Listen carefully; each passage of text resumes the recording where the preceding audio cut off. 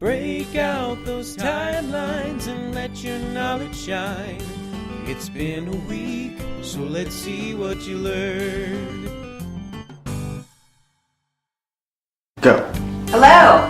We are going to work on our first 3 timeline cards. So get out your first card and you'll write week 1, card number 1, and then on here you'll write the War of Spanish Succession.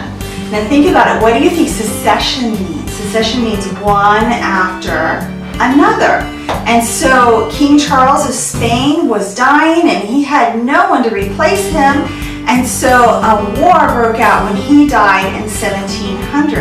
And basically it was the Austrians and the English were involved and the French were involved, and everyone was fighting, and they were fighting not just in Europe, but they were also fighting in North America. And so then it drew in some Indian tribes, and it just became this big mess for a number of years. Finally, at the end of those years, the Treaty of Utrecht was signed in the Netherlands, which is also called Holland. And this treaty was interesting because it was the first time that there was a treaty that was meant not just for the winners to take over what they had won from the losers, just to take everything, but this time it was about the balance of power. And so different countries were given different pieces of land to try to balance everything out so that it would be less of a conflict. So you wouldn't just have one superpower going against little powers, it would be more even. And so we balance our United Nations on that, and we balance we use that as a guideline for other documents that we have that are for global balancing of power today. And so when we're in Eden Hope Academy, we're looking at what happened in the actual event or the time period or the person we're talking about, but we're also looking at what does this mean for us in the future. And if we were thinking about something for a balance of power, we could go back to this treaty, the Treaty of Utrecht, and kind of think about it. It also means that the Americas were split up a little bit differently. England got more of Canada, and France got more of the Louisiana territory. And so we're just looking at those aspects of it at Eden Hope Academy. So for the back of our timeline cards, this one's already filled out with Frederick the Great, but for the back of our timeline cards, in the middle circle, you'll have the War of Spanish Succession, or in the Americas, it was called the Queen Anne's War. And then you'll also, what else could we put on there? We could say that it was started out because of Spain. Spain was extremely powerful during that time. And it was when King Charles died with no heir, no one to take over. And we could say that it was originally between the French and the Austrians and the Spanish, and then it grew and it included most of Europe and North America.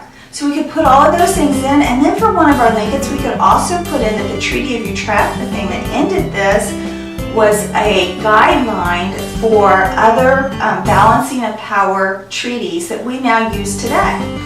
So let's go on from there. Let's go to our next card. Are you ready? So we're going to put card number 1, or week number 1, card number 2, and that card is William Penn. Now think about it. Can you think of any state that would be named for William Penn? Did you say Pennsylvania? I bet some of you did. Good job. Pennsylvania is named after William Penn. William Penn was very well educated. He was born in London, England on October 14th, 1644. And his parents were of nobility in England. He went to a very nice school called Christ Church College, the University of Oxford in 1660. And he briefly studied law. And later he became a Quaker. And a Quaker is a pacifist, a person who doesn't believe in fighting for anyone, who believes in peaceful resolutions to problems without fighting. And Quakers later were some of the biggest abolitionists during the Civil War. So we're going to remember that name for later abolitionists because when we talk about the Civil War, we're going to talk about William Penn's influence on the abolitionists and the Quakers. Now we're talking about just William Penn, and while he was in England, he got in a lot of trouble with the king because William Penn wanted to profess to being a Quaker and wanted to pray as a Quaker, and the king said, no, you're only following my church, the Church of England, and that's it. And so they fought quite a bit, and they all decided it would be better if William Penn came to America, and his dad owed William Penn a debt, or the king owed William Penn's dad a debt anyway. And so it worked out nicely that William Penn could come to America and he could start his own place here. And he did so. And the first thing that he did was he treated the Native Americans very well. He was known for very good treatment of Native Americans. And then he also wrote out the Charter of Privileges for his community. And it was the precursor to our American Constitution. Now, Pennsylvania was still under the King's rule, but the Charter of Privileges gave the people of Pennsylvania a set amount of laws that they could follow, and then these were used in the Constitution, like I just said. William Penn was very much involved in our early founding and the founding of Pennsylvania. So on the back of your card for William Penn, you can write his name in the big circle. Do you have that? Good job. All right, and then you can also write founded Pennsylvania. Good job. And then you could write his date of birth was October 14th, 1644. And then he died in England again, so he went back to England. And he died in 1718. So can anyone figure out how old William Penn lived to be? Think through it, and you email me when you have the answer, okay? All right, and so then you can put down Quaker, Q-U-A-K-E-R,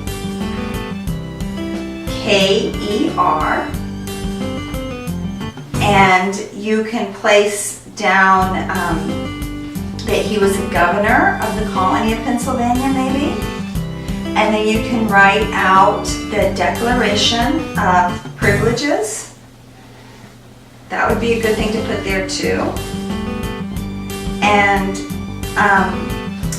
you could say that the Declaration of Privileges was a precursor to the Constitution, so we can link that to the Constitution. So do you have it?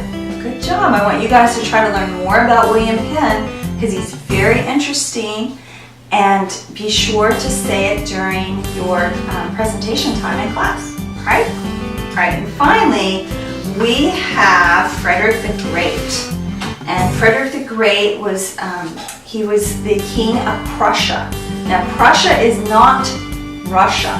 So on your card, you'll write week 1, card number 3, Frederick the Great, and then his dates, which was 1712 to 1786 AD. And he was the king of an area that included Germany and several other countries that we now know today as the eastern part of Europe before Russia. And Frederick the Great's mom was very much into the Enlightenment movement, and his dad was a strict military man. He was very harsh on his son. And as Frederick the Great grew up, he combined both his mom and dad's traits, and he became a ruthless ruler who was very unkind to people. Even when he made agreements with them, a lot of times he would break those agreements, and he would then sabotage the person who had made an agreement with him. And yet, he was very passionate about the arts. He hired Bach to write him quite a few works, and then he even had Bach's son, Johann Sebastian Bach's son, work for him for several years in the court. And what we are looking at with Frederick the Great and Prussia is how the Enlightenment movement, which we are going to learn about in a week or two, how the Enlightenment movement, this movement, I'll give you a little hint on the Enlightenment movement. The Enlightenment movement was a movement in Northern Europe primarily, where people saw the advancement of literature and art and music and science, and they wanted to dive into that and learn and explore. But there was a lot of arrogance that went along with that movement. They also wanted to replace the Bible with an encyclopedia, and they wanted to say that religion wasn't so important anymore. And so it was this movement that was going away from God and going more toward art and science and not so much God at all. And so that was one of the precursors to the French Revolution. And while Frederick the Great was not French, he did espouse to this Enlightenment movement. And so it's important to see how his lack of morality with warfare and with treating people affected his people and other people around him, and then also how it affected people during the Enlightenment movement and the French Revolution. So on the back of our card for Frederick the Great, I just put Frederick the Great was a military man and Enlightenment era king of Prussia, and I put down the middle as Frederick the Great, and then I put down Prussia, and then I put down Germany to go along with that. And I made a link to the French Revolution, and then I put two little marks in that link so that we knew that he wasn't directly related to the French Revolution, but his theories and his thoughts were very similar to those. And then I put down Enlightenment period. Remember what that is again? That's a period of time where people wanted to trade off science and art and history and literature and kind of push away the Bible and God's teaching. And so then I also put Johann Sebastian Bach because Bach was a very famous composer. And so when we get to him later this year and we learn to compose some things of our own, some music of our own, we will remember Frederick the Great, and we might circle his name or something like that when we get to that later. So this is our first week, our first 3 cards. Also on the internet, on a blog if you needed more information.